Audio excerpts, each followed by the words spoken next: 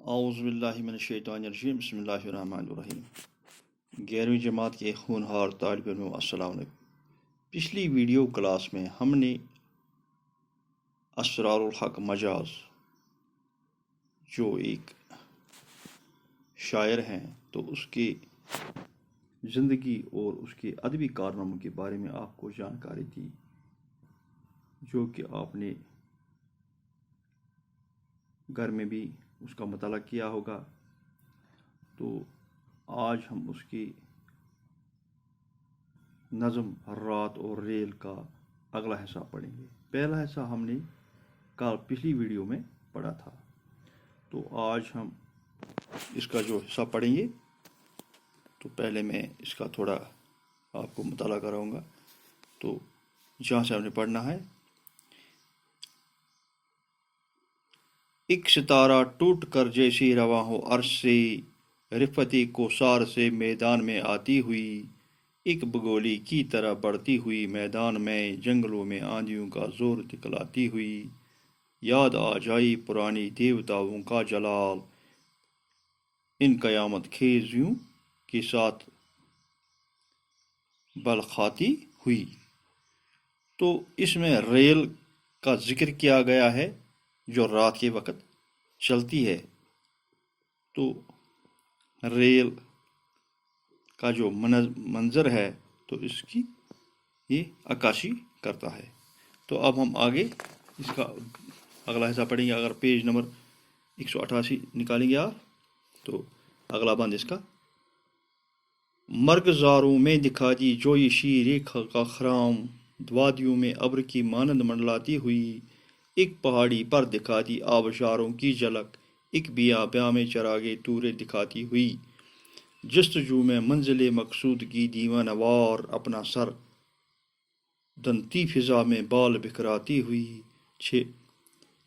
چھڑاتی ایک وجد کے عالم ساز سرمدی، گیز کے عالم میں منہ آگ برساتی ہوئی، رینگتی مڑتی مچلتی تلملاتی، ہانپتی اپنے دل میں آتش پنہا کو بھڑکاتی ہوئی، خود بخود روٹھی ہوئی، بیری ہوئی، بکھری ہوئی، شور پہم سے دل گیتی کو دھڑکاتی ہوئی۔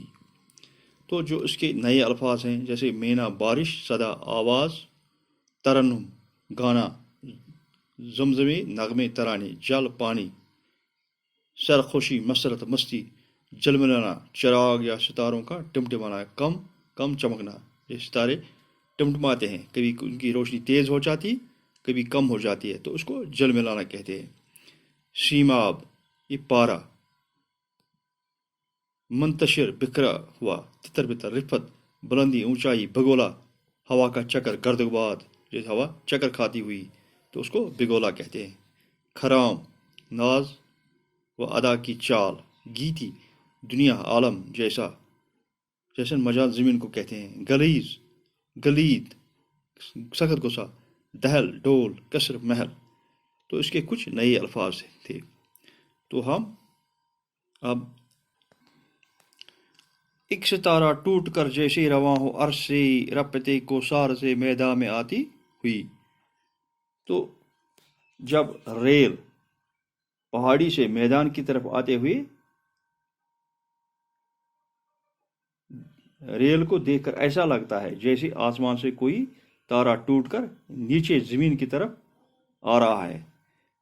تو ریل میں جیسی بجلیاں جو اس میں لائٹیں جل رہی ہیں، بجلیاں ہوتی ہیں جو اس کی روشنی ہوتی ہے، تو ایسا لگتا ہے کہ کوئی تارا ٹوٹ کے زمین کی طرف آ رہا ہے جب پہاڑی سے نیچے کی طرف ریل آتی ہے۔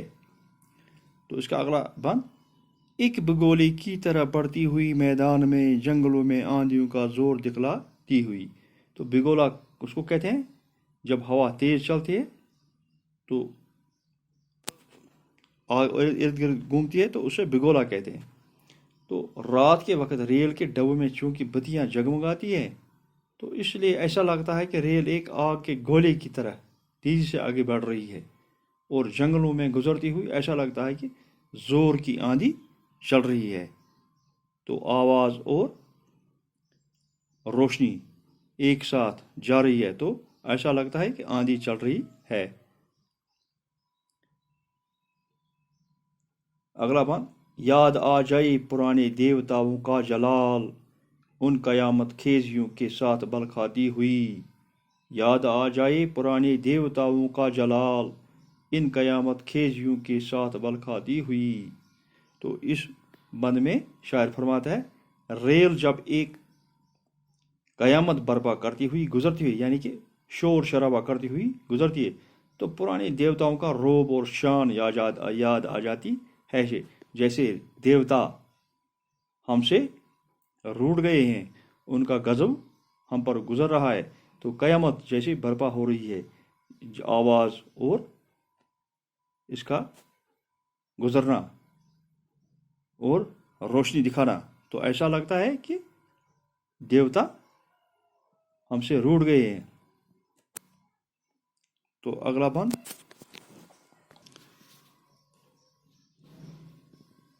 مرغزاروں میں دکھا دی ہوئی جوئی شیر کا خرام، وادیوں میں ابر کی مانند منڈلاتی ہوئی۔ مرغزار کہتے ہیں سبزہ زار کو، جہاں ہر طرف سبزہ ہی سبزہ ہو، تو اسے مرغزار کہتے ہیں۔ جوئی شیر یعنی کہ دودھ کی نہر، جو یعنی نہر، شیر شیریں یعنی دودھ کی نہر۔ وادیوں میں ابر کی مانند منڈلاتی، ابر بادل کو کہتے ہیں۔ جب سبزہ زاروں سے ریل گزرتی ہے تو ایسا لگتا ہے کہ دودھ کی نہر بڑے ناز و انداز سے بہہ رہی ہو، اور وادیوں میں سے گزرتی ہے تو بادلوں کی طرح منڈلاتی ہوئی معلوم ہوتی ہے۔ تو اگلا بند، ایک پہاڑی پر دکھاتی آبشاروں کی جھلک، ایک بیاباں میں چراغے دور دکھلاتی ہوئی۔ ایک پہاڑی پر دکھاتی آبشاروں کی جھلک، ایک بیاباں میں چراغے دور دکھلاتی ہوئی۔ آبشار کہتے ہیں جیسے پانی جب اوپر سے نیچے آ جا تو آبشار بن جاتے ہیں۔ بیابان یعنی کہ پہاڑ۔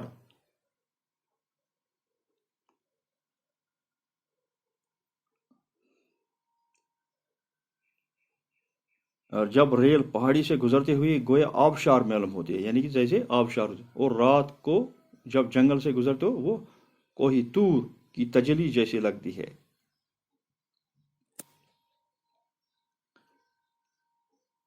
جستجو میں منزل مقصود کی دیوانہ وار، اپنا سر دھونتی ہوئی فضا میں بال بکھراتی ہوئی۔ جستجو میں منزل مقصود کی دیوانہ وار، اپنا سر دھونتی ہوئی فضا میں بال بکھراتی ہوئی۔ تو اس بند میں شاعر فرماتا ہے کہ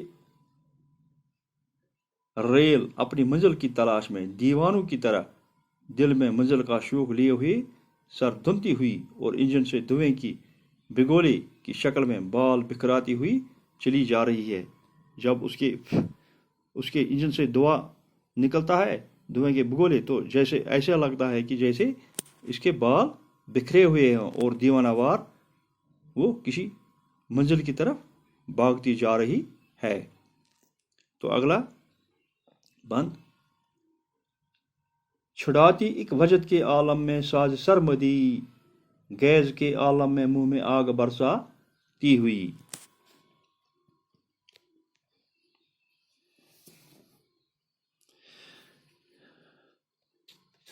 چھیڑتی ایک وجد کے عالم میں ساز سرمدی، گیز کے عالم میں منہ سے آگ برساتی ہوئی۔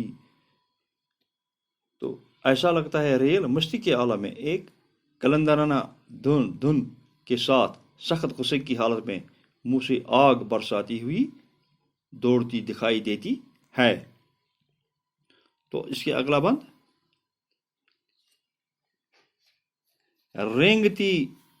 رینگتی مڑتی مچلتی تلملاتی ہانپتی، اپنے دل میں آتش پنہا کے بھڑکاتی ہوئی۔ رینگتی مڑتی مچلتی تلملاتی ہانپتی، اپنے دل میں آتش پنہا کو بھڑکاتی ہوئی۔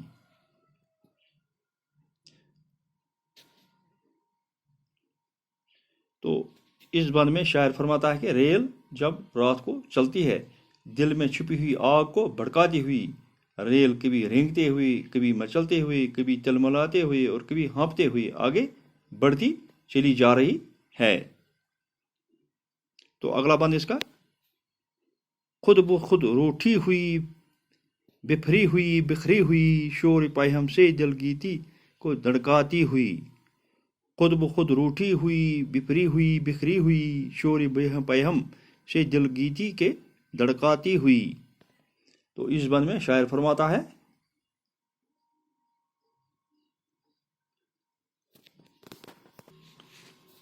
تو ریل ایسے جا رہی ہے جیسے کہ وہ اپنے آپ سے روٹھی ہوئی ہے اور پھکری ہوئی ہے، اس کا شور پیہم جا رہا ہے اور وہ دھرتی کو، عالم کو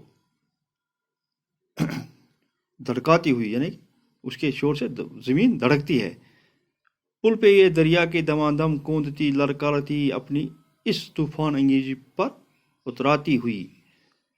پل پر دریا کے دمادم کوندتی للکارتی اپنی اس طوفان انگیزی پر اتراتی ہوئی۔ تو جب ریل دریا کے پل پر مسلسل للکارتی اور کونتی ہوئی گزرتی ہے تو اپنی طوفان پیدا کرنے پر فخر کرتی ہوئی چلی جاتی ہے۔ تو اس طرح سے ہم نے اس کے یہ چند بند آج ان کا مطالعہ کیا۔ امید ہے کہ آپ گھر میں دوبارہ اس کا مطالعہ کریں تاکہ آپ کو یہ پوری طرح سمجھ آ سکے۔